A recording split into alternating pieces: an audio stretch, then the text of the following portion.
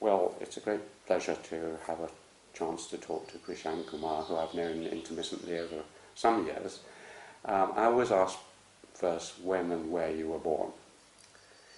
Well, I was born in Trinidad in the West Indies in 1942. Ah, which month? August 11th, 1942. So I'm coming up in a few weeks' time to my 77th birthday. Well, join the club. Are you the same? I'm 42? I'm 41, my wife is 42. Ah, So, okay, yes. So you're younger. Oh, no, you're old. Yeah, 1 year older. I'm slightly older, yes. Yes. There we are. I ask people to go back as far as they like. Sometimes they go back with Chinese 2,700 years, and sometimes with English aristocracy they go back to the Norman invasion. But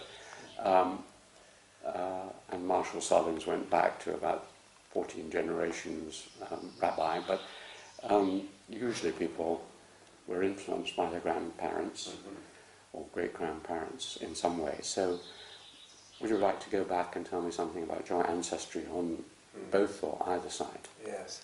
Yes, I don't know a lot about the very distant ancestry, but I do know that my family were all from Lahore, before the partition, of course. My mother and father both grew up in Lahore. They met through mutual friends. I suppose it was an arranged marriage in Lahore sometime in the 1920s, probably.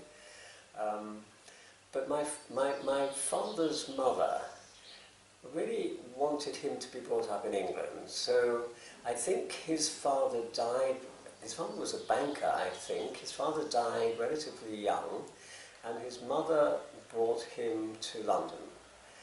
And she then lived with him. It was just my grandmother and my father living together in a boarding house in Kensington in London. And he went to, I think, St Clement Danes' school, I think it was called that then, and then went to Imperial College, London, where he took a degree in civil engineering. And actually it's quite important, that English experience, because I think my father always wanted us to be educated in England like him. But in the end, he didn't actually join us in England. I mean, the story, if I should just continue what happened with my family, my father, after he graduated from Imperial, wanted to join the Indian Civil Service, but he graduated at the incredibly early age of 17. He was actually rather brilliant, and it was too early to take the Indian Civil Service exams, because you had to be 21. So he didn't want to wait till he was 21, so he said, all right, well, I'll take the Indian police exams, which he did, and they sent him back to the northwest frontier, so not all that far from the very region he'd grown up in, where he was a superintendent of police in, I suppose, the Punjab in the early 1930s. The problem was, I think he found that as an Indian, there was a kind of glass ceiling. He was a superintendent, but he might not have been able to get much further. And so he decided to leave the police and practice as a civil engineer.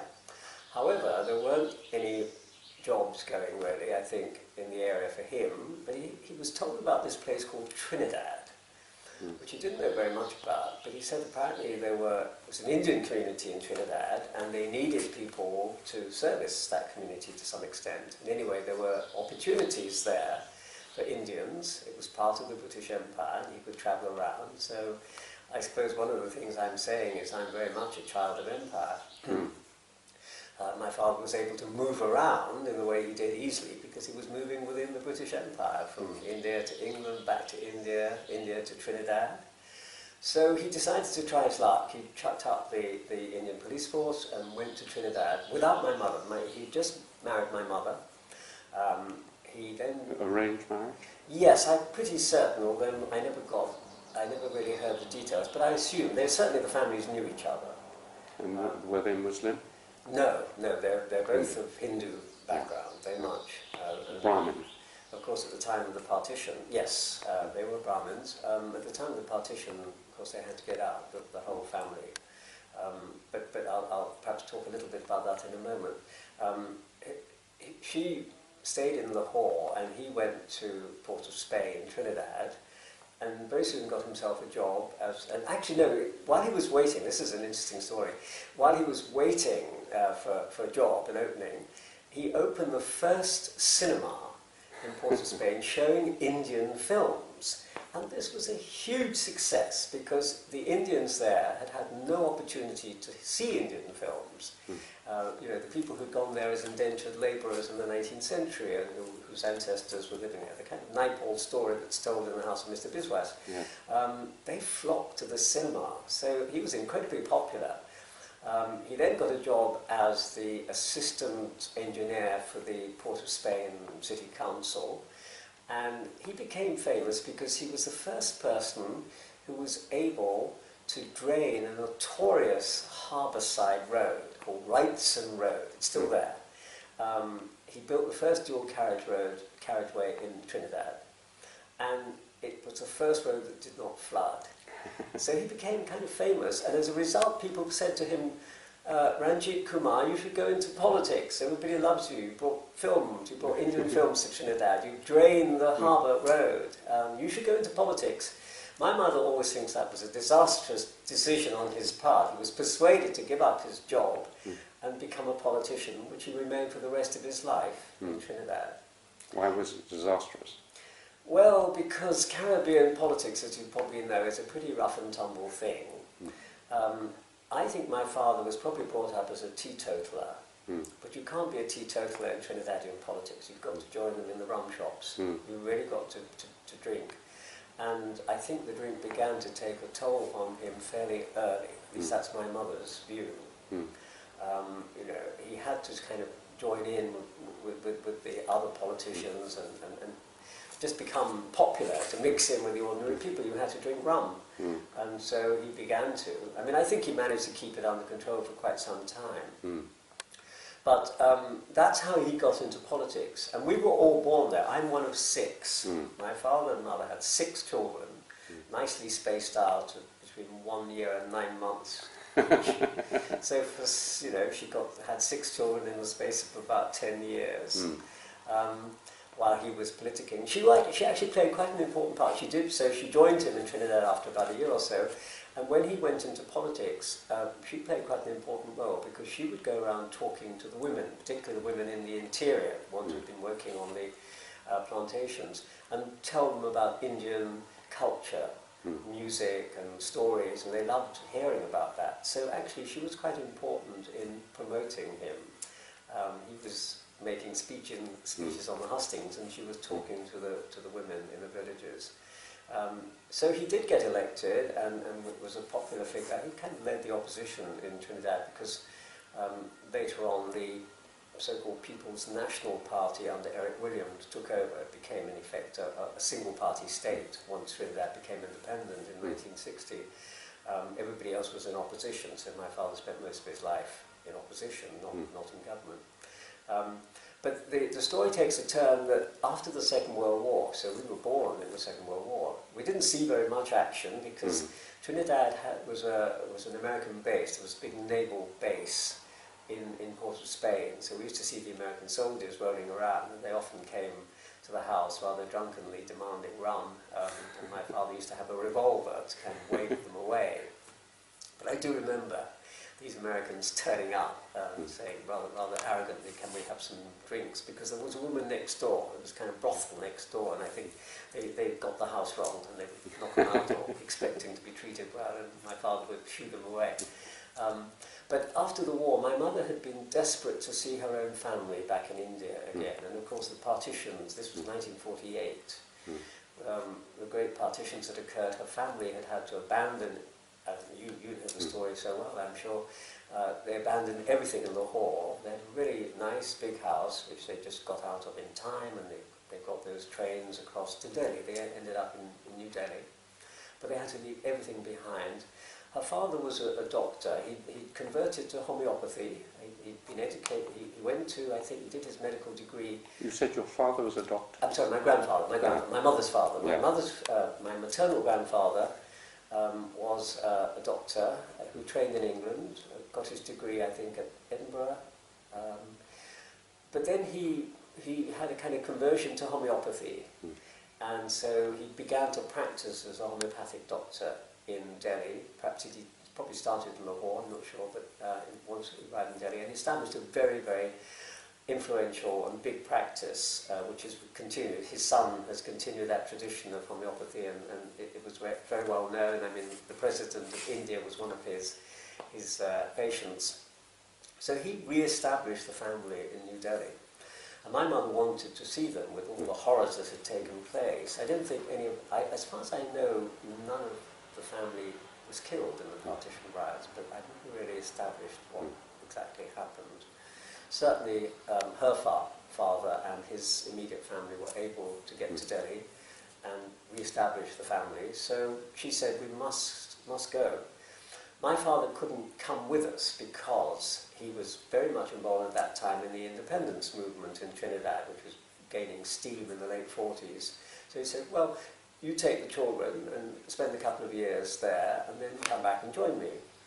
And this is quite common, I think, for Indian families. They're used to separating. It doesn't necessarily mean that they're breaking up. The mother will take the children and spend time with her family, and the father will be working somewhere.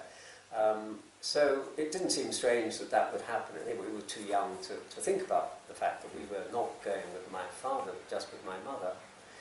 So we went to Delhi, and my mother took us on So you were about 6?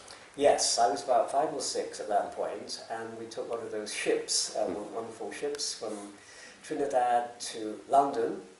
You break the journey at London, and we then lived with my father's mother, who remained in England throughout. She never went back to India. She really didn't like India very much. You know, there are a number of Indians who think India is a disorganized, disorderly place, and they love England because it's so orderly. And my grandmother very much had that view, that the English knew how to live, and that the Indians really ought to learn from the English.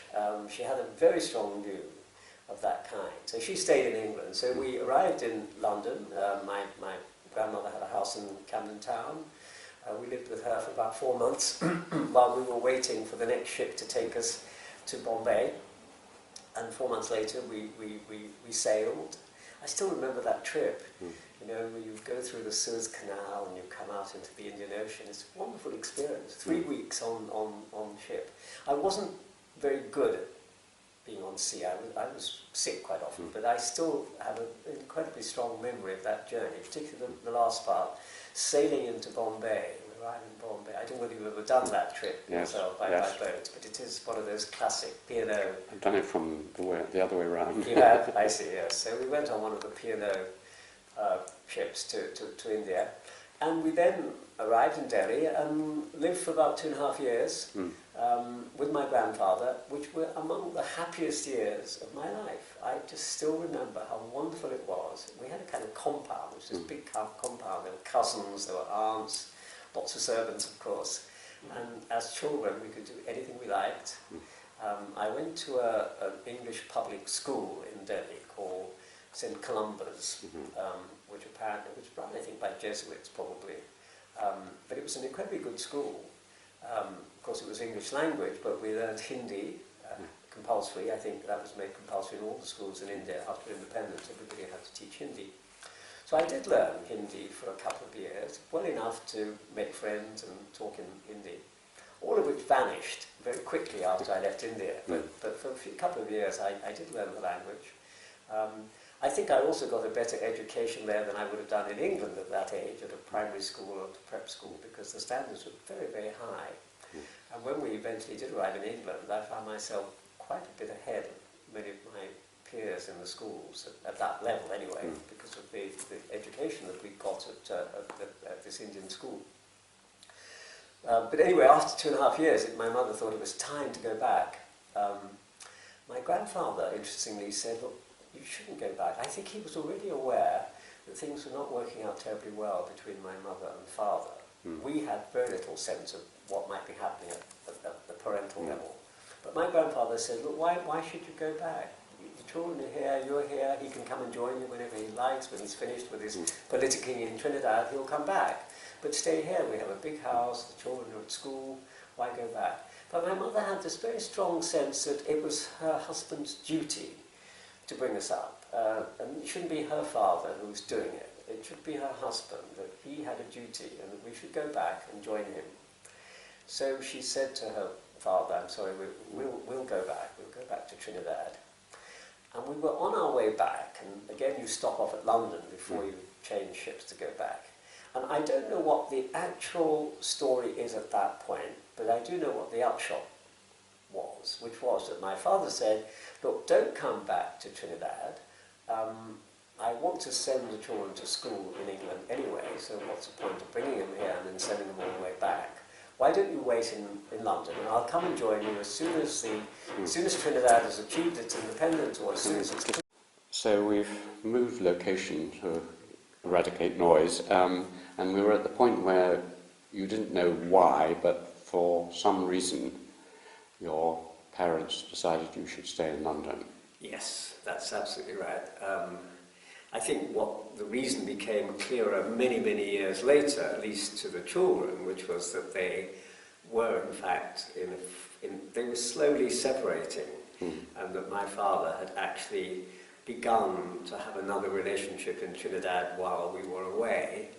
Whether my mother knew about that, I've never been clear. She never talked to me about that.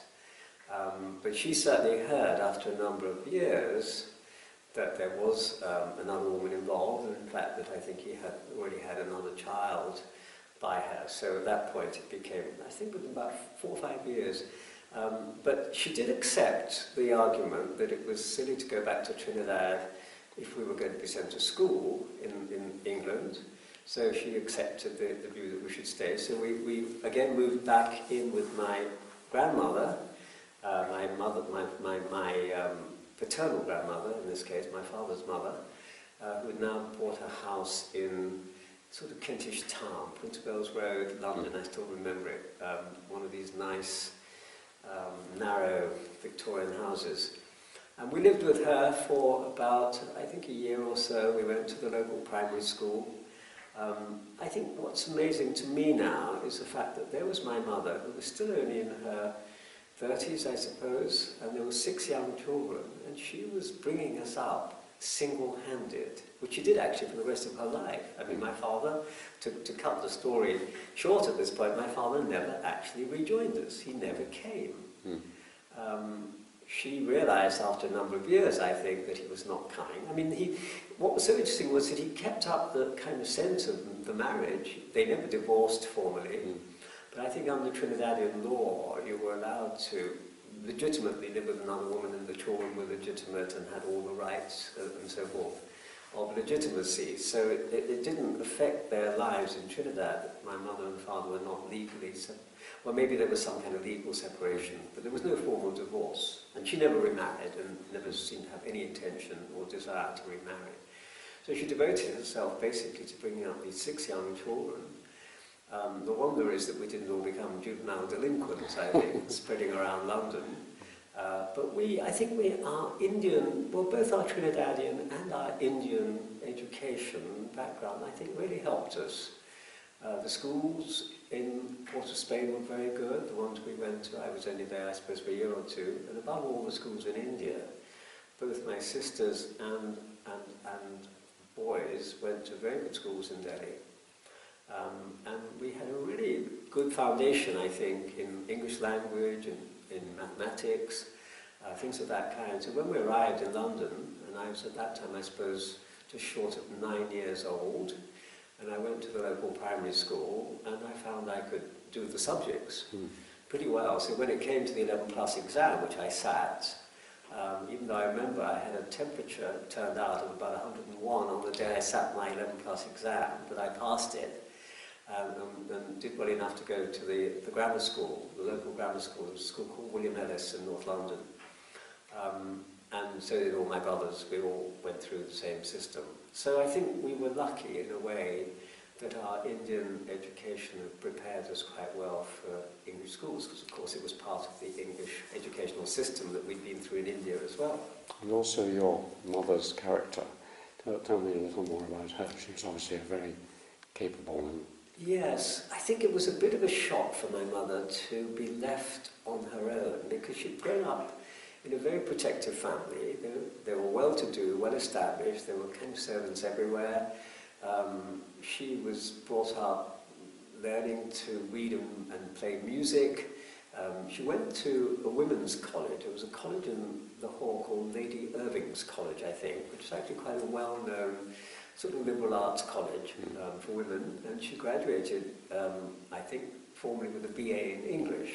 I don't know how many Indian women were doing that at that time. This would have been somewhere in the 30s. So she really had that, but she wasn't expected, I think, to run things on her own. This must have been a really new challenge for her in a strange country, all by herself. Well, there was my father's mother, but they didn't really get on very well. That was a bit of a problem, that my grandmother was rather strict and felt that my mother was not sufficiently firm with us and allowed us to do many things, so there was a bit of tension between them. So after, I think about a year or maybe two, we moved out of my grandmother's house and moved to an area, Swiss Cottage in London. And my mother bought us a flat, or we got a flat in London, and that's where we lived for most of my time in London. So did you move school when you went? No, because I was really at William Ellis School, which was just on the other side of Hampstead Heath. It's on the edge of Parliament Hill Fields. So there was a very easy connection between the Swiss Cottage and Parliament Hill. I can still remember it, going across to the station and taking that train. When you were a small boy, I mean, before going to grammar school, before 11, were there any particular things that you really got passionate about and interested in, any hobbies or games or whatever? Yes, well, there were two things I think that I was passionate about. One was just reading, and we were very lucky that there was a public library in Kentish Town with the most wonderful librarians, and all of us had started reading rather voraciously as children. We always read. And again, that was, I think, a lot to do with the encouragement both of my father and my mother. They were both great readers, and they believed so strongly in education that they encouraged us to read. And so when we arrived in London, we immediately all went to the public library, and we spent so much, I can still remember the mornings we would spend reading in the public library. We got to know the librarians, they got to know us. They were so kind and so helpful to us. And there were all kinds of activities around the public library too, that they encourage young people to engage in all kinds of activities. So it really became a kind of home from home for us, the public library in Kentish Town. So reading was always... what reading? What were you... I read everything and anything, and it was not necessarily the great classics that children should read. I read everything, you know, Enid Blyton and Malcolm Saville and, of course, Wind in the Willows, all those kind of classics, but anything... Actually, oddly enough, I love stories about girls' public schools. I have no idea why. But my sister, of course, my sisters used to read these stories, and I would devour their stories about life in girls. I was fascinated actually by boarding schools, because I'd never been at a boarding school. And what kids got up to in boarding schools, and the fact that they were away from home, I was fascinated by that. I thought it must be wonderful to live in a boarding school like that, but I've never boarded, so I didn't know. But I was fascinated by those stories. So those stories about schools, school children, was one of the things that I took to. But I really just loved reading. It was just, to me, the greatest pleasure was to go away in the corner somewhere and read a book with something. The other thing I got interested in was chess. And that probably started in India too. I do remember playing chess when I was in India, and I became quite good at it. So, particularly once I moved to the grammar school, which had a very good chess team, and so I became a regular player for the school, and William Ellis actually was... Right from the start? Yes, right from the start, which was the age of 11. I was playing chess, and I was obviously quite good, and I got into the first team quite quickly, and then played chess throughout my time at William Ellis, and we were constantly... perhaps I might say that I became the Middlesex under-14 chess champion. You may say that. At the age of, I think, 13, so I was a bit young, but that was the best I did. I then entered various other competitions. There was a famous one called the London Open, Yeah. under 18, I think, competition. And the best I ever did there was I came third in the Open chess For the whole of competition. London. Yes, well, and more, I think it was actually quite open. But anyway, it was a big thing, so I felt third, but I'd never made number one there. I was the Middlesex under 14 junior chess champion, and I still have my book. My book prize was a book called Botvinnik the Invincible. I don't know whether you know about Botvinnik, but he was one of the great Russian grandmasters, so it was a book of his games. So chess was very important. We all played, my brothers. It was kind of a family thing, I suppose. Not so much my parents, but among the boys particularly. I don't think the girls got very involved in it, but my brothers were all good chess players. We used to play. But the school encouraged us. One of the nice things I remember about William Ellis was that during the school breaks, you were supposed to go out on the playground. It was good for you, but often it was cold and wet. But if you were a chess player, you were allowed to stay in a nice warm school. That encouraged a lot of people to play chess at William Ellis. I think part of the secret of William Ellis's success as a chess-playing school was that you could stay indoors during the cold months. And so our chess club was immensely popular. People were playing in the lunch hours and things like that. We had a very good team. Our great rivals was St Paul's School in London, and we often met them in the finals of the London Schools Chess Championship, and we would sort of alternate between who would be number one. Haberdashers was another one that was good, but William Ellis was actually a really good chess team, a chess playing school. So those were, I think, what I remember. The other thing, I think, I did always love cricket. I suppose I should say that. That really, well, that was both West Indies and India. These were great cricketing countries, and so even in Trinidad I was aware of these enormously popular West Indian cricketers. And then in India, even more so, I followed cricket passionately in India, listening to the radio commentaries, going to some of the games, I think. And so when I came back to England, I was very, very keen to continue that interest. I played at school. I wasn't really terribly good, but I enjoyed it enormously. And I certainly followed the games, first on radio and then increasingly on television. And we lived quite near Lord's Cricket Ground. So a great thing to do was take a bit of time off school during the week and go and watch the test when it was being played at Lord's. I saw a lot of cricket down St John's Wood in my early years. Did you continue playing cricket through your later years? No, I didn't really. I think because I didn't want to play anything I wasn't really good at, and I was not really good enough to make. I'm sure I made the first team at William Ellis. And later on, actually, I stopped playing cricket and became much more attached to tennis, which I loved playing. Again, I was not great, but I enjoyed tennis enormously, and that I continued playing right up to quite recently, really, up to the point we went to America. So tennis took over. But I continued to follow cricket, and when I moved eventually to Canterbury, Kent had a wonderful cricketing side, and Canterbury has a wonderful cricket ground, one of the most famous. St Lawrence's cricket ground is a beautiful place, so I often went and watched Kent play at the St Lawrence's cricket ground. So I still find cricket aesthetically immensely attractive. I love the way. I wish they hadn't given up on the kind of dress codes that they had. Now they turn up looking as if they're motorcycle drivers or something. And I think it's a great shame, because the gracefulness of the flannels and the things that they used to wear was part of the charm of cricket. And I think now that many of them don't do that. They wear goggles or they have helmets or something because it's protective.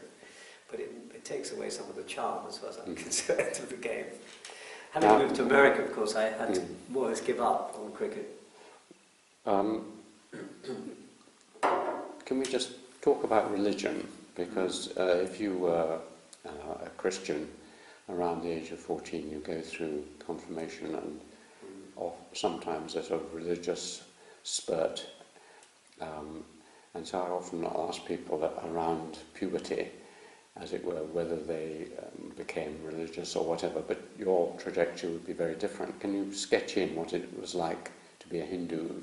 Yes, well, that is an interesting question, and I'm really glad that you mentioned it, because it was important. And actually, although my mother and father were brought up as Hindus. I don't think my father took it terribly seriously, partly because he spent most of his life in England and out of India. And I don't think his mother particularly instilled religious principles in him. And my mother certainly didn't. She took the view, especially once we arrived in England, that any religion was better than none, and that since we were in England, and that England was Anglican, we should be Anglicans. So I actually was never brought up in the Hindu religion, and I knew very, very little about it. She kept her faith, so most mornings she would say her prayers, but she never, ever imposed it on us, or even expected us, I think, to follow it. But she was very keen that we should go to church, or at least attend ceremonies. The school had assemblies in the morning, and if you wanted to, you could be dispensed from it. If your parents said that you were not a practicing Christian, you could be dispensed from it, preferably to another religion, like Jewish or Muslim. So the Jews, we had quite a few Jews in Woody Meadows, and they could exempt themselves from the assemblies and other people. So as long as your parents said that you shouldn't attend. But my mother never, ever wanted us not to attend. So I went, and I loved it. I loved singing the hymns. I used to go to, and I then joined the Boy Scouts. Again, my mother thought that was good. Good kind of disciplining, I think. She thought this was, maybe she was very conscious of the fact that there was this large family and just her. She wanted assistance from the institutions around, and the Scouts she thought would be good. So both my brother and I joined the Boy Scouts, which was attached to the local church in St John's Wood, and I loved that. We'd go out camping and doing all kinds of things.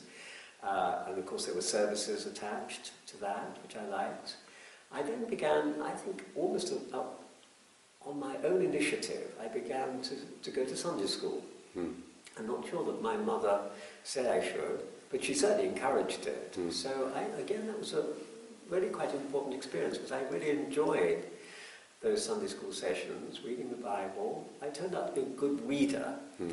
I mean, orally, I read well, and the Sunday school teacher said, "Gosh, you read so well, would you read some of the services for the big evening, evensong thing at the church?"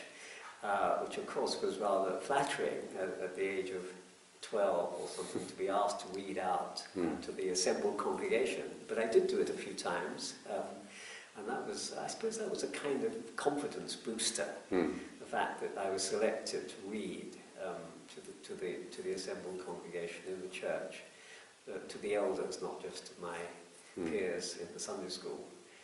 That was nice, and I suppose I did feel religiously quite strongly at that point. I certainly remember a certain kind of surge, as you describe it, of religious emotion. But that, I suppose, evaporated somewhere around the age of maybe around 14 or 15 or 16, I can't be quite sure when it began. And that probably had a lot to do with the kinds of people I was mixing with at the school. The school was immersed in a kind of left-wing atmosphere of Hampstead and Highgate. A lot of Labour MPs sent their sons. It was a boys' school there, because they didn't want to send them to public schools, because that was ideologically unsound. There was Highgate School just at the top of the hill. They were our great rivals. There was the public school and there was the grammar school. And we usually, actually, I can't say we beat them for Oxbridge entry, but we came pretty close to getting as many Oxbridge entrants as Highgate did. So the kind of left-wing intelligentsia, there was George Weidenfeld, the publisher, lived up the road, and the family, and a lot of Jews, a lot of Jewish people from Russia, Eastern Europe had settled there. Most of them were communists or former communists or socialists. Half the LSE seemed to be living up in Hampstead. I think the Laskys were up there. So there was this great kind of left-wing culture that had formed. And I got to know at Woody Meadows a family called the Abramsky family, headed by a wonderful figure called Shimon Abramsky, who was a scholar both of Marxism and Judaism. He had these two strands. He later on became professor of Jewish history at University College London. But he'd never had a degree, because he got caught during the Second World War between finishing his degree at Jerusalem University and being in London visiting some friends. Couldn't get back to Jerusalem and never completed his BA. ran a Jewish bookshop in the East End of London, a quite well-known, rare bookshop. Can't remember his name now, but that's how he kept himself. But because he was so well known as a scholar of Judaism, in the end he was given a chair at University College London without a first degree. They then awarded him, I think, an honorary PhD or something, and then eventually he went back to Jerusalem and they awarded him an honorary first class for his. But he never did it. But the family, I got to know the family incredibly well, this Abramsky family. The son, Jack Abramsky, is my oldest friend. We met in the first form at William Ellis, and we've been friends ever since. I see him every time I come back to London. And one of the other really influential figures there was Jack's cousin, who was Raphael Samuel. Oh. Raphael was Jack's cousin, and he was a charismatic figure, Raphael. I remember so well in the house, 5 Hillway, Highgate. Shimon's wife, Miriam, who was wonderful, again, a wonderful woman, held a kind of salon at the house. You'd go there, I'd go around there at the end of school, Jack would say, come round, let's have tea, and I'd go there, and then Miriam would say, stay to supper, and there would always be visitors of all kinds, people like Eric Hobsbawm, who was a great friend of the family, Isaiah Berlin, I once remember meeting there. There were various scholars from Israel who were coming through, because Shimon had lots of contacts there. A lot of historians, Shimon was a historian, so he had lots of very good friends. So I suppose that's where I developed my interest in history, the idea that history was what I should be doing, particularly through Raphael. And Raphael did something very interesting. When I got to the 6th form, I think I'd already been accepted at St John's College, Cambridge, on the basis of my A-level and scholarship results. But you had, as you remember, you had to go up to do the scholarship exams at Christmas at the college that you were going to be at, just to see whether you would get a major scholarship or an exhibition. And Raphael said, well, you obviously ought to do that, but you should leave school. School's a waste of time. He'd gone to one of these very progressive schools in Highgate, King Alfred School. He left school at 16 and got himself to Balliol College, Oxford, at a very, very young age, 17 like that, got a first in history and was one of Christopher Hill's favourite sons, and then rather annoyed Christopher Hill by refusing to take academic positions. The only position he would take was Ruskin College, because that's the only place in Oxford I want to be. So he was kind of very against the conventional academic career. And it was very typical, I think, that Raphael said, oh, leave school, I'll tutor you. So Raphael tutored me. How much older than you? Raphael, probably about 9 or 10 years. Oh, so he's already done his degree in it. Oh yes. No, he was by that time in London. He was working at the Institute for Community Studies in the East End, where Michael Young was kind of raiding. Yeah. And Raphael had the idea that after having done history at Oxford, that maybe sociology was what he wanted to do. This is also very important in my own career as to what happened.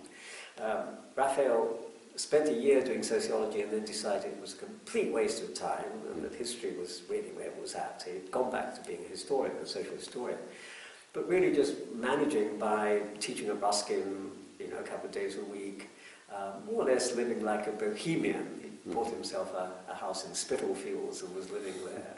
And I used to go along to this house in Spitalfields and have tutorials with Raphael. I would write him an essay about, I remember he put me onto Tawney's Religion and the Rise of Capitalism. That was my first engagement with Max Weber. Was not reading Max Weber, and I probably wouldn't have understood it. I'd never even heard of at that time. But I read Tawney's response to Weber, which was a wonderful book. I still remember it. It's one of my favourite books. And Raphael was opening up all kinds of dimensions of history, partly because he said for the scholarship exams you can't just rely on your A-level syllabus. You need to show your ability to handle bigger historical problems beyond the syllabus. So he did prepare me. And he did very well. I didn't get a scholarship, nor an exhibition at St John's. They said I missed an exhibition by a little bit, but whatever, I didn't mind. I had my place there, so I wasn't worried about not getting in. But I didn't. Why did you decide on Cambridge? Well, actually, I'd rather have gone to Oxford. And again, partly because of Raphael, I wanted to go to Balliol.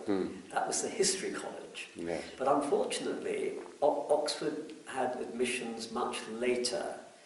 You weren't told until the spring. I don't know whether that happened to you, but you didn't really hear until the spring when you'd got in, whereas the Cambridge colleges very cleverly were making offers before Christmas. So I had my offer from St John's, Cambridge, in November, I think, with the attachment that, of course, you must come up and sit the scholarship exams in December. So you go up there and you spend a couple of days in a dark Cambridge. But, of course, it was very exciting to be there. But that was the reason. So I went to my headmaster and said, look, I've got this place at St John's, but I really want to go to Oxford. I really want to go to Balliol. And the amazing thing at that time was that what they would do for you if they thought it was worthwhile. So my father wrote, my headmaster wrote to somebody in Balliol and said, you know, Kumar wants to come to Balliol and he's done incredibly well and I think he'd be a great scholar, but he'd like to know what the chances might be because he's been offered this place at Cambridge. And I think they wrote back very politely saying, well, we're delighted to have an application from Kumar, but he really won't know until, you know, whatever. And I think I was afraid of losing my place. I don't know whether that was a genuine fear that one would lose one's place if one sort of waited too long. I had to tell St John's, I think, whether I was coming or not. So I think I decided then that I'd better let Oxford go and settle for Cambridge. Whether my life would have been very different had I gone to Oxford or Cambridge, I have no idea. I liked St John's turned out to be an extremely good place. But that was what happened to me was this influence of Raphael. I think was really important. He made history so exciting, the subject to do. So I had no doubt. Although there was a moment when I thought I should perhaps try the science route, because my mother was very keen. Here's where my mother does come in. At school, at William Ellis School, we all did French and Latin. That was necessary for everybody. But in the third form, you had the strange choice of either German or Greek, classical Greek. And I'd done well. I liked Latin very much. I was good at Latin. And I was quite inclined to do Greek, because, if you do Latin, you really ought to do Greek. It's ridiculous not to. My mother persuaded, this is where my mother's influence became, I think, in a way, rather, from my point of view, a bad one.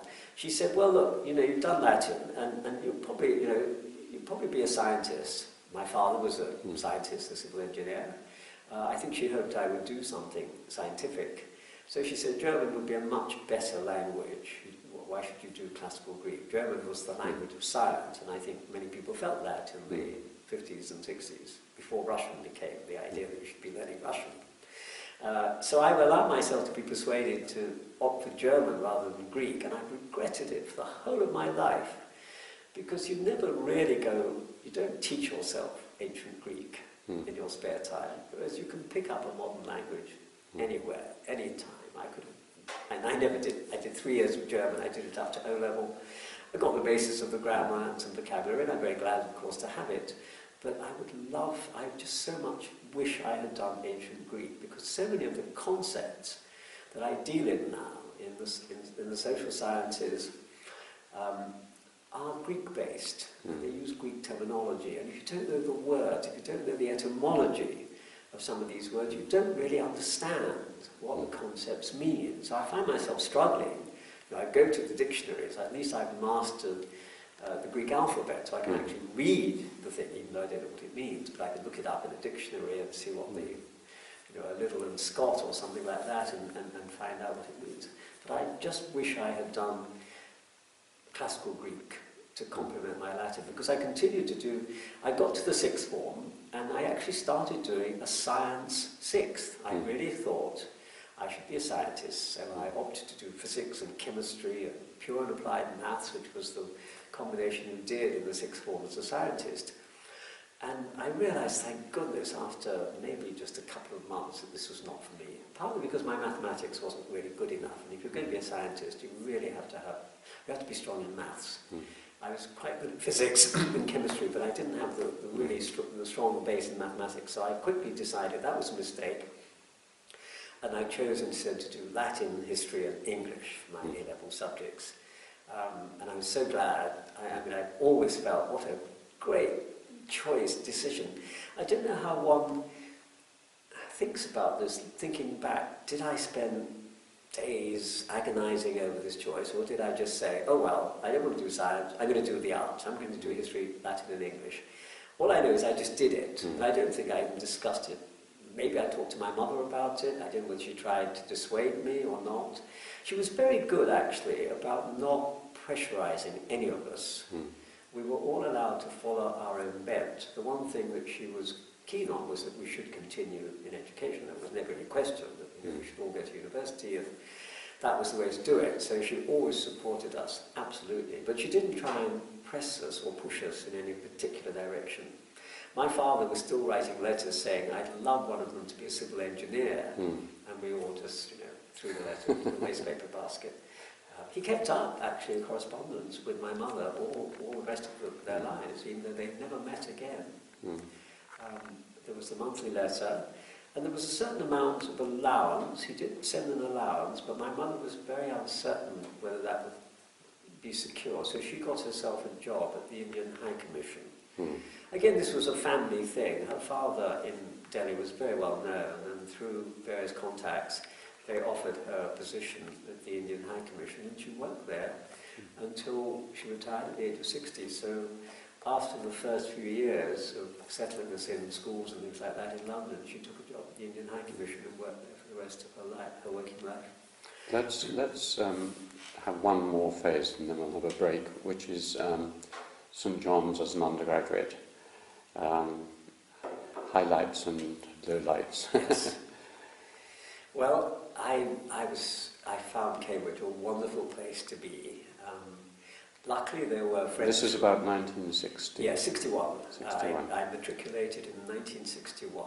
I went to St John's, and there were a number of us from William Ellis who went up together. So I had friends. I think that's quite important because Cambridge can be very intimidating, particularly those who've come from state schools rather than public schools. Public school figures, I feel, there's much more continuity between their public school and Oxbridge, but for grammar school and other state schools, I think it's more of a challenge. You're not quite sure what kind of culture you're coming into. So it helps, I think, to have the support of friends who had come from the same background. And there were 4 or 5 very close friends, including this friend of mine, Jack Abramsky, who went to Trinity as a physicist, and I went to John's, and there were people around in the different colleges. So in the first a few months, first term or so, we were meeting regularly to kind of share our experiences. But then we drifted apart, and I got to know people in John's very well. I have to tell you, I did something which I'm not sure how public one ought to make this, but I got very interested in the theory of anarchism.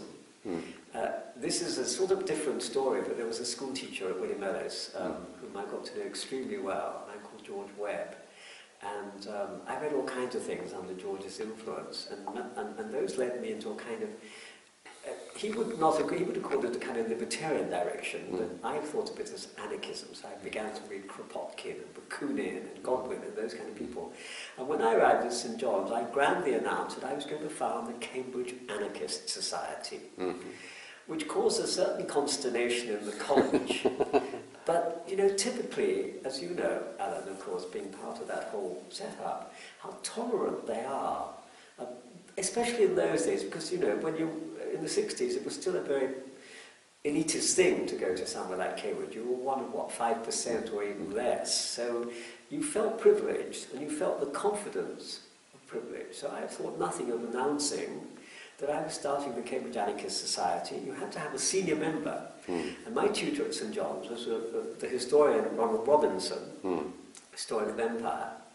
And there's another interesting... Gallagher and Robinson. The Gallagher, exactly, yes. A lovely man, Robbie as we call him.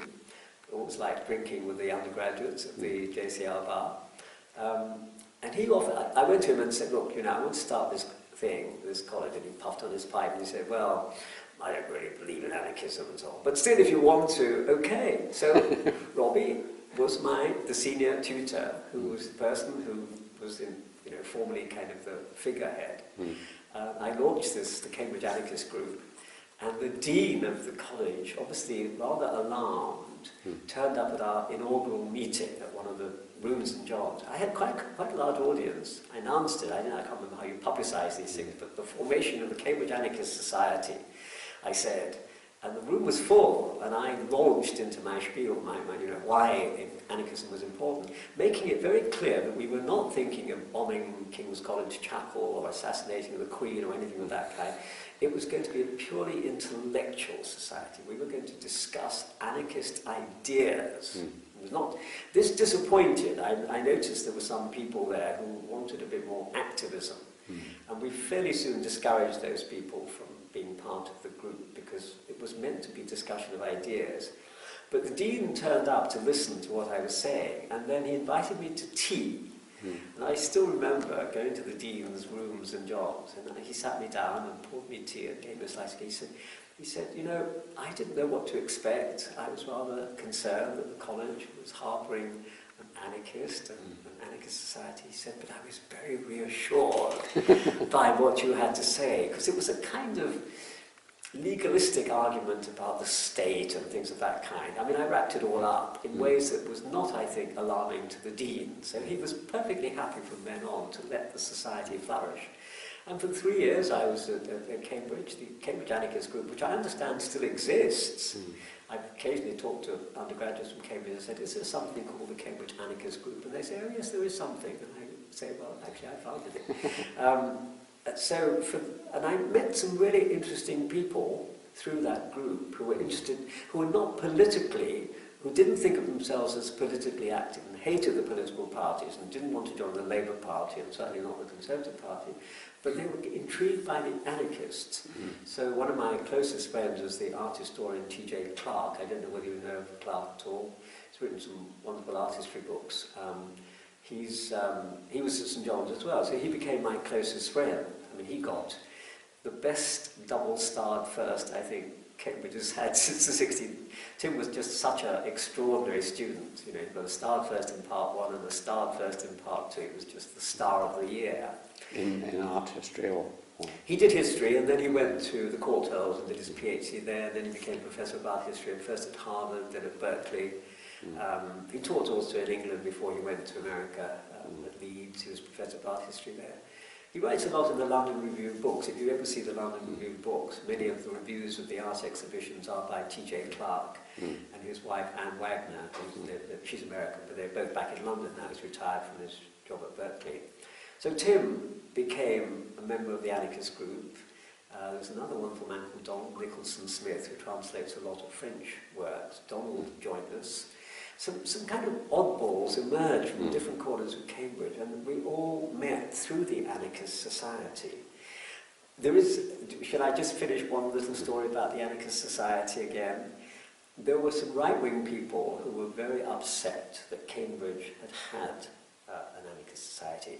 And I don't know whether you would know about this, but a year before that, there was a student at King's College, Brian Pollitt, the son of Harry Pollitt. Yes. And there had been a notorious incident in which some thugs had come up from London and attacked Brian in his rooms at King's. Actually broke his arm. It was just before he was due to take his finals. It was also just as he was standing for the presidency of the Cambridge Union.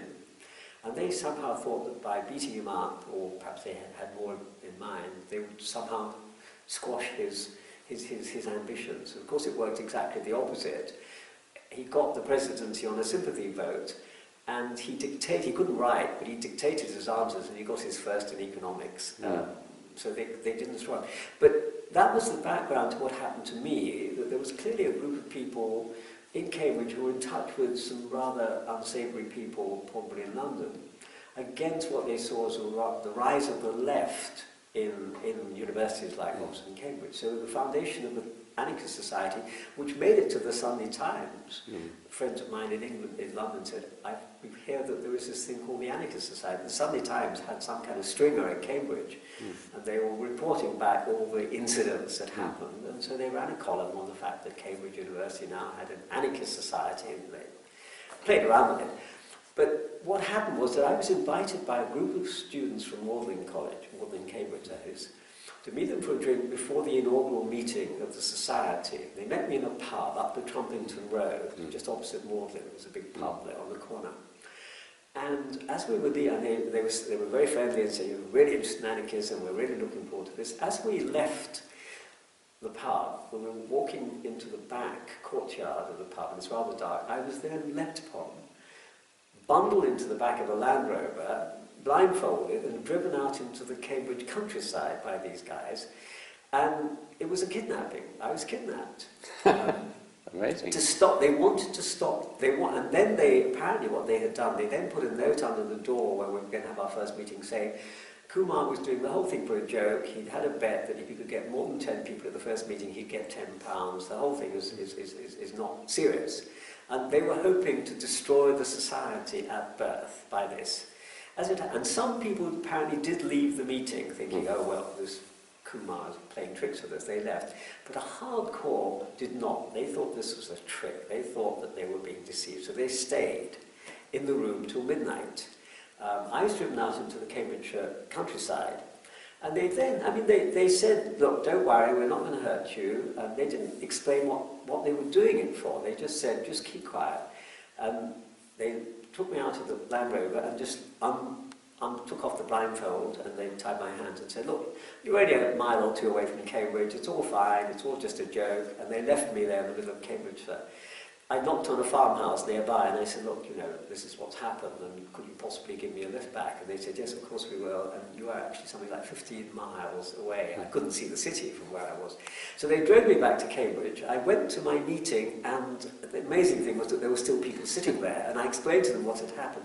The next day, Varsity came out, front page, prominent anarchist kidnapped, and they had a picture of me being lifted up from the back of the pub with the people who had been lifting me. Their faces were blacked out, so we couldn't see their faces. But clearly there was a Varsity photographer there taking the picture.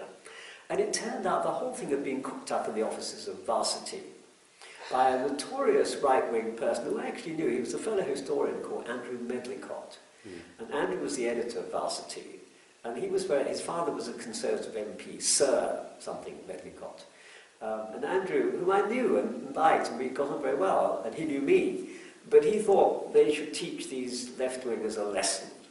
Anyway, I think they needed copy that week. I don't think they had anything to put in Varsity that week. So here was a wonderful thing. Kidnap an anarchist, and they had their front page. Of course, what that meant was we had a huge amount of publicity. I then had to face the accusation that I staged the whole thing in order to get people to join the Anarchist Society, which of course they did. I mean, they were now curious as to what this thing was. So we had an enormous amount of not necessarily welcome publicity, but it was publicity. I think most people did not believe it was done by me. I had not deliberately staged it, but I'm sure some people did.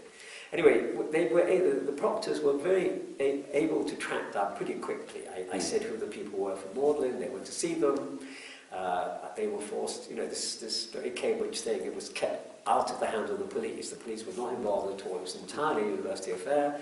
The guys who had kidnapped me were told to go and say sorry. They came to my rooms, apologised, you know, we shook hands, and well, Cambridge way. And they were then rusticated, I think, for a term. So that was their punishment. That's all. Right, well, we could, it's a very nice insight into Cambridge, but where time is moving on. So, have our pause? tell me any particular teachers in Cambridge who particularly excited and influenced you? Yes. I had two people who were very influential, I think. One was my director of studies at Cambridge, who was F.H. Hinsley. Hinsley took me through all my courses, including medieval history, which he claimed he said he didn't know very much about, but he had ideas about, and he certainly did. He was a modern historian, as you know, I'm sure. And Hinsley was wonderful as a tutor. It was remarkable to think in those days you had these one-to-one tutorials where you read your essay out and they would comment, and Hinsley was extremely good. I think he had the effect, in a way, perhaps without meaning to, directing me away from history as a strict discipline towards thinking of the history of ideas and thinking more broadly about historical themes. So I think in a way he was always preparing me for my departure from history to another discipline, although I'm sure that wasn't his intention. He was very important for me. The other person who had quite an influence on me was Peter Laslett at Trinity. Laszlo was incredibly good. He was himself a Jonian, so he said he had a particular affection for Jonian undergraduates. So he invited me first, and then my friend Tim Clark. We were both invited to Saturday morning seminars at Laszlo's rooms in Trinity, which he held as a kind of little group, an invited group of people he thought would be interested. And that was where I got my first encounter with sociology and social science, because there were people like Gary Runciman around at that time, and he would invite people like Runciman to come and give talks. And generally he was building up, you know, the unit for the study of population and social structure. That was getting off the ground with people like Wrigley. So Laszlo really was my introduction to sociology. Again, I don't think he wanted to drive me away from history, but the thing that I'd never even heard about, I mean, we never did sociology at school, I'd never heard of the thing, but suddenly it became something that I realized was an interesting area. So he was important, and the other person I remember very well, even though I never got to know him, was Michael Poston, who was a medieval historian, who was a marvellous, I don't know whether you ever heard him, he was a wonderful lecturer. He made medieval history so fascinating, so interesting. And he made a remark which I've never forgotten. He said, the best historians are not Marxists or non-Marxists, but ex-Marxists, which clearly is what he was. Yes. Because he says Marxism forces you to ask the right questions, even though they give you totally wrong answers. But they dig away at the questions. And he used that method, I think, in understanding the evolution of medieval society. And that had a real impact. I really loved those lectures by Poston. I went to all of them devotedly. So Poston, Laszlo, and finally, and very importantly, Duncan Forbes. At Clare, I think he was. I did a special subject on the Scottish Enlightenment, where we read Hume and Ferguson and Miller and Smith and all these people. And that was a wonderful opportunity, because we went to the Cambridge University Library. We were reading originals, because at that point nobody had produced modern editions. We were reading these 18th century editions. That was really exciting, sitting there reading an essay on civil society. I remember reading the Cambridge University Library edition. It was actually an 18th century edition, I think. That was a terrific opening, because Forbes, I mean, the Scottish Enlightenment was sociology, and that was certainly something that gave me. I loved Adam Ferguson in particular, he was my favourite. But Forbes also lectured on Hegel. He gave some brilliant lectures on Hegel. So there was a paper in the Cambridge Tripos called Theories of the Modern State, and Forbes lectured on that, and so did Laszlo and others. And I think that was my sense of an alternative to professional history. It was intellectual history, social theory, the history of social theory, Marx. We didn't do Weber, but we did Hegel. I was fascinated by Hegel. Rousseau, Hegel, the Scottish Enlightenment. Through people like Forbes and Laszlo, I think that was what was beginning to change my mind as to what my future direction would be. But of course, everything would have depended on what kind of degree I got. I had to get a good degree. And I did terribly badly in part one. I only got a 2-2 in part one, which was a terrible shock, because I'd always been either top of the class or number 2 at William Ellis, and to suddenly find yourself with a 2-2 is such a traumatic experience. So I really worked hard for part 2, and I got a first in part 2, and luckily in the Cambridge system, I think what you do in part 2 seems to somehow define your degree. So people say I have a first in history, which is true, but I did. In part 1 I got a 2-2, not a first. It was only in part 2. But luckily, I did get a first in part 2, and so that allowed me to get a scholarship to go to the LSE, and I then switched from history to sociology. My next stage is a graduate student at the London School of Economics doing sociology. So you then went on to the LSE to do sociology. I decided that sociology would be the subject that would allow me to do history by other means. Yes. I really did think that. I thought, having read what I thought was sociology among the Scottish Enlightenment thinkers and in people like Hegel and Marx, I thought that's what sociology would be.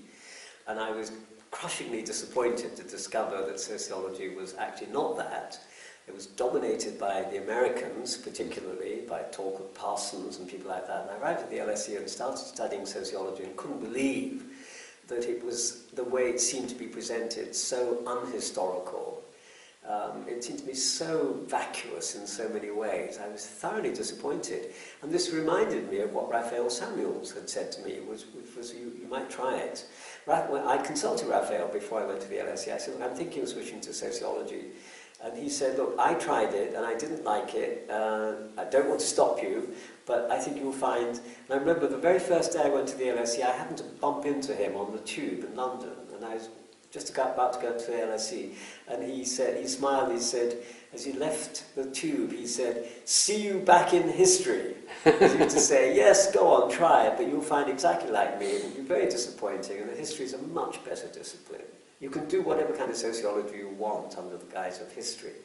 And he's quite right about that. I mean, I think people like Eric Hobsbawm show you can be a historical sociologist. There are plenty of historians, and if I may mention, Alan Macfarlane also shows that one can be highly sociological without giving up on history. But, you know, I'd made the choice. LSE was obviously the place to do sociology. I was very interested in working with Ellis Gellner. I read, I think, his book Thought and Change, which I found very exciting. And I got a bee in my bonnet about Darwinism. I wanted to do a PhD on Darwinism and its influence in the social sciences in the 19th century. But Gellner was very, very reluctant to take that on. He said, look, we've dealt with this, sociology's been through this, Karl Popper has written his book Rejecting Evolutionism. I said, but I'm not interested in evolutionism. Darwinism is not evolutionism. And he sort of agreed, but he very resistant to supervising that. And I would, you know, in that system, you shop around for a supervisor. You don't allow yourself to be dictated to. Again, that was that kind of confidence. I could do what I liked. And so Gellner said, well, look, there's this man, Robin Fox, in the anthropology department, who's interested in Darwinism. You might try him. So I went to Robin, and Robin was delighted to have a student who was interested in Darwinism. Formerly I was in sociology, so if I'd stayed and finished that PhD with Robin, I would have a PhD in anthropology for technical reasons, even though the work I was doing was not anthropological, but if you're supervising this anthropologist. Anyway, he took me on, and I spent 2 rather miserable years. I read a lot of 19th century evolutionism and Darwinism, which I'm certainly very glad. I read a lot of Darwin, a lot of Huxley, a lot of Spencer. But in the meantime, a little book had come out by John Burrow called Evolution and Society, which you might know. Of course. And Burrow did exactly what I'd been trying to do, which was to show that Darwinism and evolutionism were completely different things. He proved it so well that I'd spent 2 years developing my own views about that, but John's book came out, and suddenly it seemed impossible to repeat that. John had already done it, and he'd done it so elegantly. So it rather threw me, and I decided that perhaps I'd better not continue along that vein, even though I'd spent something like 2 years. Luckily, my 3-year studentship ran out, and I needed a job, and luckily you could get a job at that time without having a PhD, as long as you were doing one and promised to finish it. So I managed to get a job at the University of Kent at Canterbury, which was run by a very, very, I think, extremely broad-minded figure, Paul Stirling. Before we get to Paul, can you just say a little more about Robin Fox, because he was one of my teachers and an interesting anthropologist. He was one of your teachers? Oh yeah, well, he lectured to me, and I got to know him a bit, and I've kept in touch with him. Oh really? Yes. And his autobiography is a wonderful autobiography. I've heard about that, yes, I haven't read that. I mean, Robin was really very, very nice to me. He sort of included me in that little group he was developing, which included Lionel Tiger. I was always, you know, and he joked about their first article, Some Zoological Perspectives in the Social Sciences by Robin Fox and Lionel Tiger. You couldn't imagine people with those names and that theme. The overlap was incredible. But so I used to attend conferences on ethology. He would take me to the London Zoological Society, where they had these meetings with people comparing apes and men and things like that. And I quite enjoyed that, and I read quite a bit of physical anthropology to sort of find out about early man. But he clearly wanted me to join the bandwagon of sociobiology, and I kept resisting that. So I was kind of caught between Gellner's reluctance to even consider this, and the extreme biological Darwinism that the Foxites and others were trying to foist. Tiger was on board with all that. Yeah. I was unhappy with that. Robin was perfectly happy to let me follow my own head, of course, you know. He wrote for me, I suppose, for my job applications. I'm sure I must have had a good thing. But then he left halfway through, I think. He left to go to Rutgers. Yes. Before I even got to the point of having to leave LSE because my money had run out, Robin left. And he said, well, look, I'm sorry, I can continue to supervise you from a distance, but it'd probably be better to have something in the LSE. And David Martin, a very nice person in the sociology department, offered to take me on. And so formally I did have a supervisor in sociology in my last year. I've kept very much in touch with David Martin, whom I like very much, really generous and wonderful man. But I lost touch with Robin and only met him once again, I think, at some conference in America later on. And we talked a bit about what had happened in the past. But since I moved away completely from that field, I didn't have any reason to remain in touch with him. And since he was no longer my supervisor and I worked on something quite differently, I really completely lost touch with him. So, Kent. Yes, and so luckily this wonderful department, which was a joint sociology and anthropology department, and Paul Stirling believed deeply in keeping the two together. And he'd begun to build up, you know, I was, like so many people, I was excited by the new universities. I never even thought of applying to anywhere else. So I applied to Sussex, and I applied to Essex, and I applied to Kent. And Kent came up trumps, and I liked Canterbury very much when I went down there. And I liked the fact that Kent had a college system. It was a collegiate university. It was kind of Oxbridge via Durham. Durham was very important in the setting up of Kent. The Vice-Chancellor of Durham University was the chair of the Foundation Committee, so he brought the Durham College system to Kent, and I liked colleges. So Kent looked a nice place, and the department was flourishing. Paul Stirling, I think, was such a humane, open-minded person. He actually appointed me to teach what he called intermediate civilizations, because the anthropologist dealt with the kind of primitive stuff, and the sociologist was modern, but he said we should really have somebody teaching the ancient world and medieval, and I said, I'd love to do that, it's fine. It never kind of in the end worked out. We decided not to teach a course of that kind, and I just taught the usual sociological courses.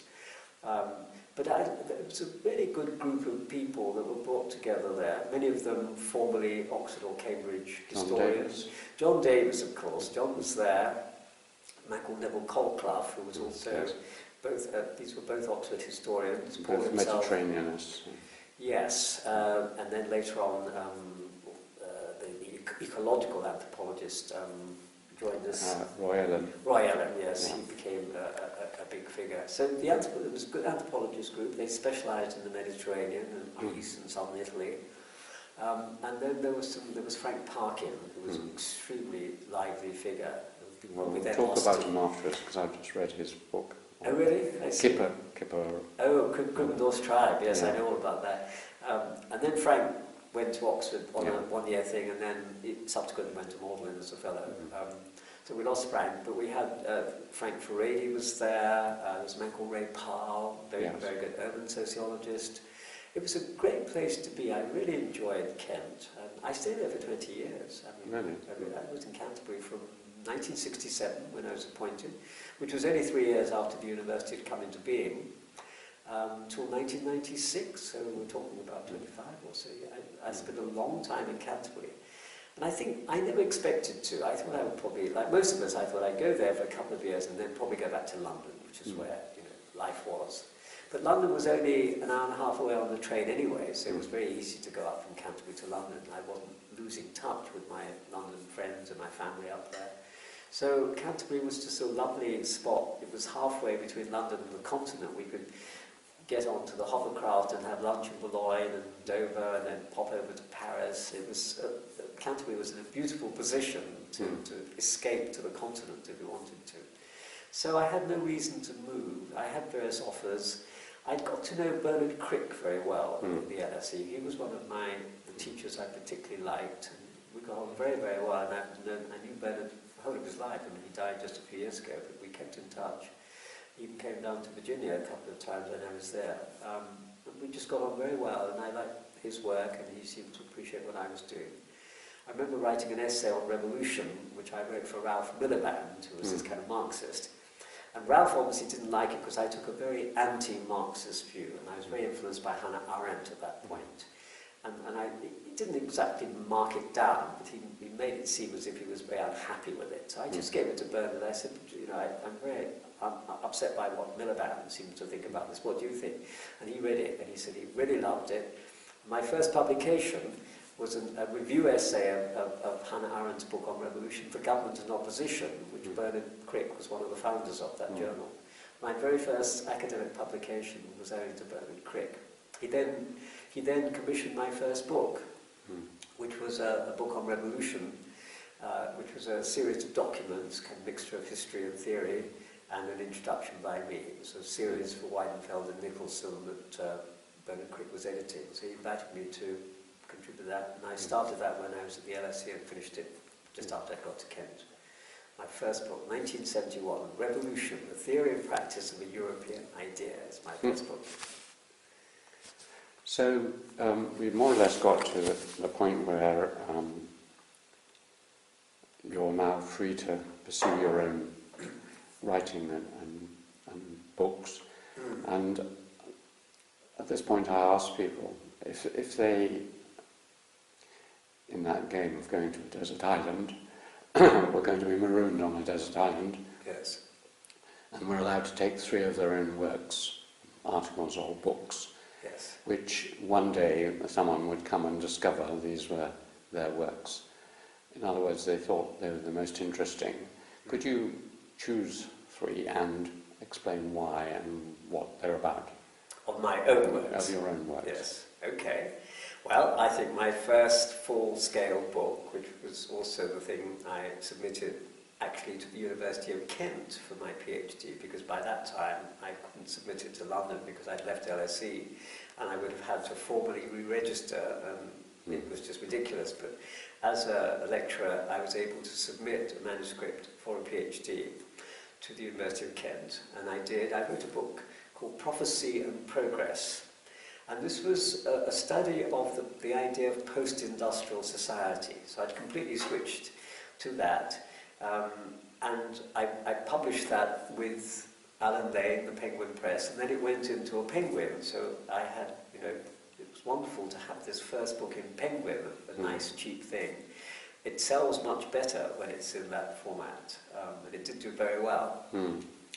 I'm very proud of that because it was a mixture of history and theory, which is what I like doing. I like putting history against general ideas, and here was this theory that we were moving into a new form of society called the post-industrial society. It was associated particularly with an American sociologist, Daniel Bell.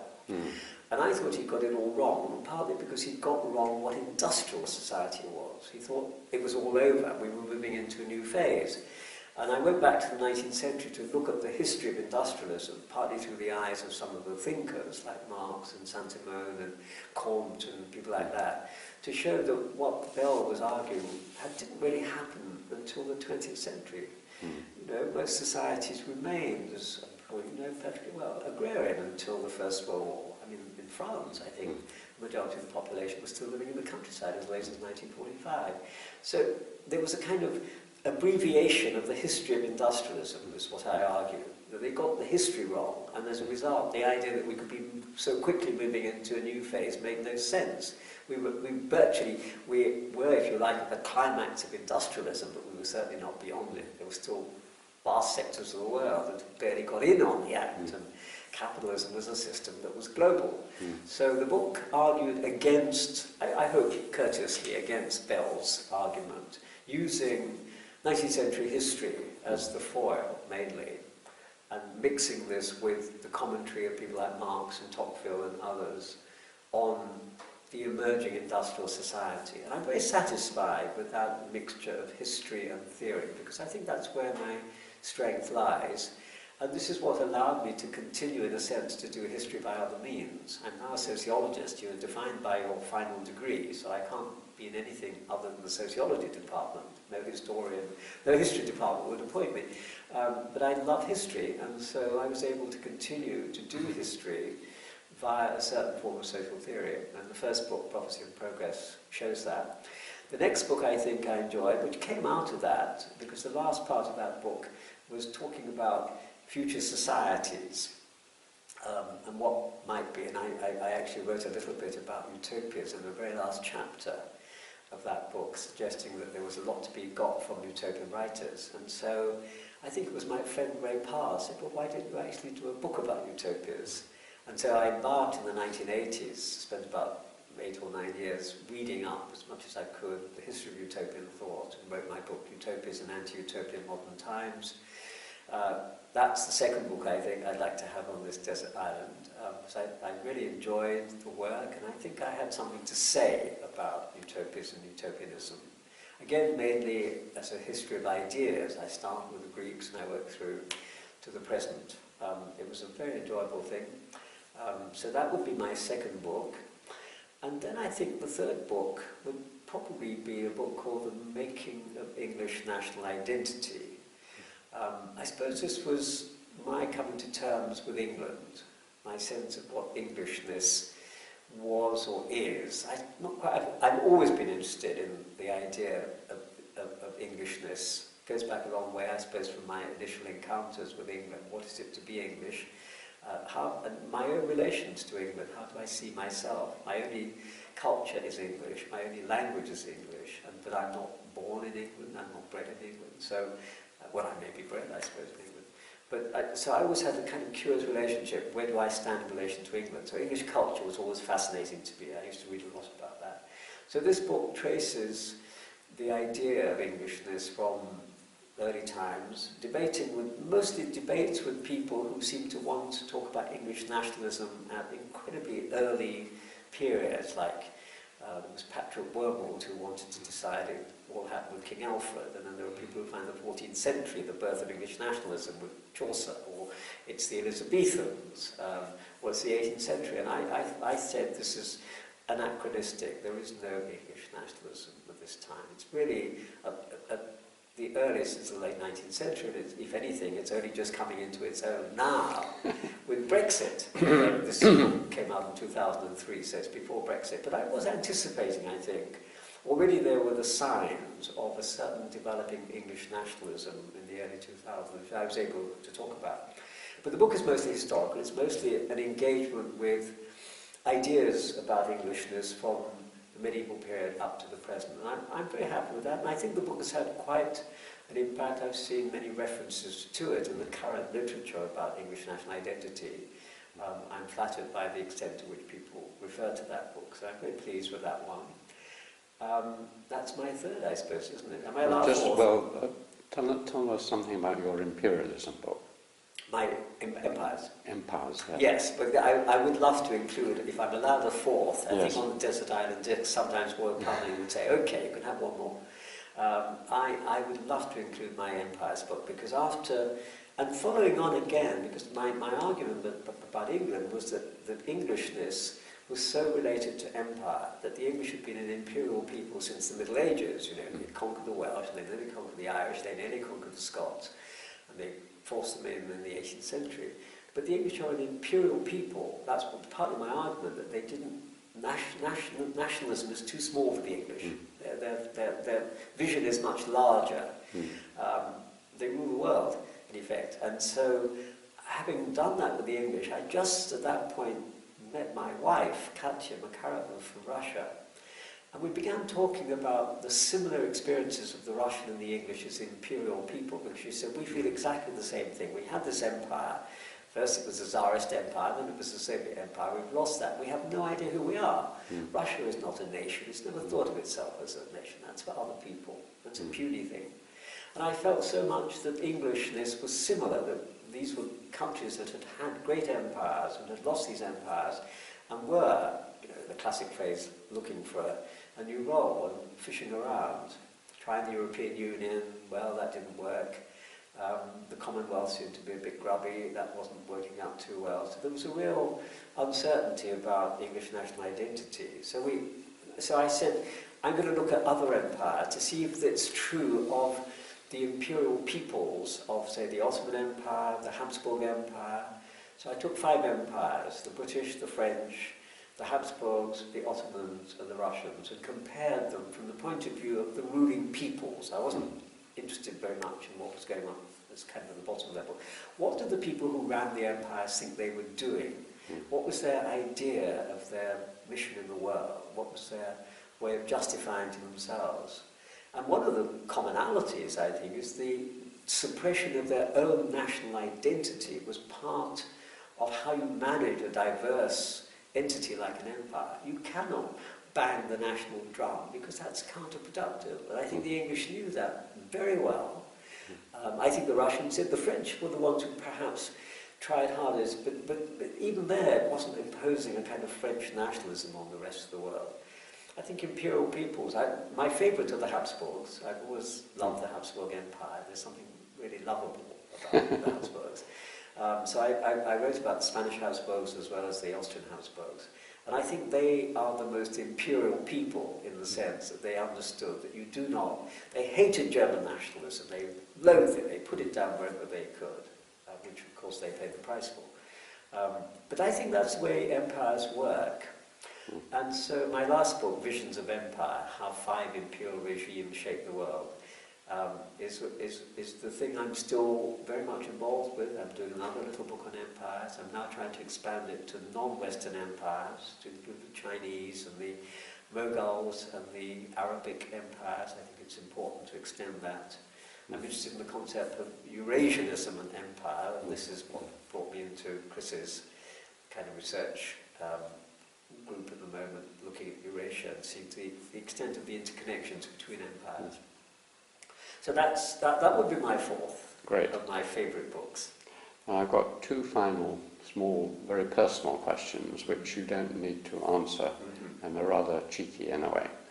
The first one we can easily excise, and I don't know quite why I'm asking it, but you're Indian. I came back like you. I mean, our history is very similar. I was born in India and came back young and suffered a lot of shocks coming to England.